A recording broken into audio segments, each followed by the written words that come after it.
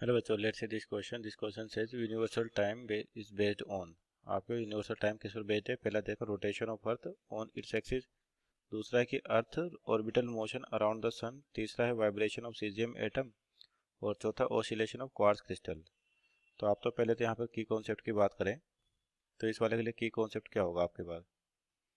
की कॉन्सेप्ट, तो की कॉन्सेप्ट होता है आपका डिफरेंट। आपके पास यहाँ पर क्या है, जो डिफरेंट मेजरिंग सिस्टम है टाइम के, उसके बारे में नॉलेज होनी चाहिए। इसका मतलब different different time measurement system. Time measurement system जैसे आपका 1 सेकेंड डिफाइंड है किसके अकॉर्डिंग? सीजीएम मीटर से डिफाइंड होता है। तो टाइम मेजरमेंट सिस्टम।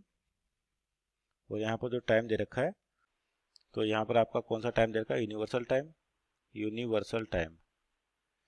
तो जो यूनिवर्सल टाइम है आपके पास, ये किस पर बेस्ड होता है? रोटेशन ऑफ अर्थ पे। Rotation of earth, rotation of earth on its axis, its axis. तो आपका जो यूनिवर्सल टाइम है इस कॉन्सेप्ट बेस है कि rotation of earth on its axis. और किस तरीके से जो एस्ट्रोनॉट्स होते हैं वो इस टाइम सिस्टम को यूज़ करते हैं।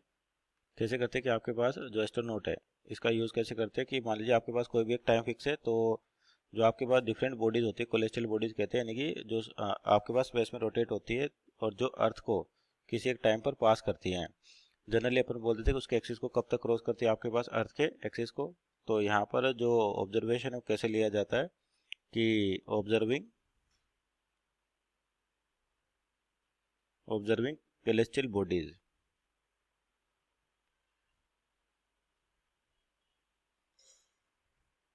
crossing the noon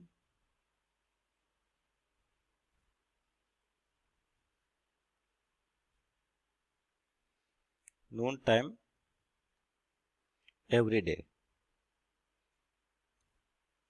यानी कि जो आपके पास एस्ट्रोनॉट्स है वो सिस्टम को यूज़ करते हैं कैसे कि आपके पास दिन के समय नून टाइम के टाइम पे जो कोलेस्ट्रल बॉडीज है उसको क्रॉस कर रही है। तो कितने टाइम में क्रॉस करी, इसका ऑब्जर्वेशन लेके अपन क्या बताते हैं? यूनिवर्सल टाइम बताते हैं। तो यहाँ पर ऑप्शन नंबर ए जो आपका राइट आंसर होगा। Hope you understood well. Best of luck.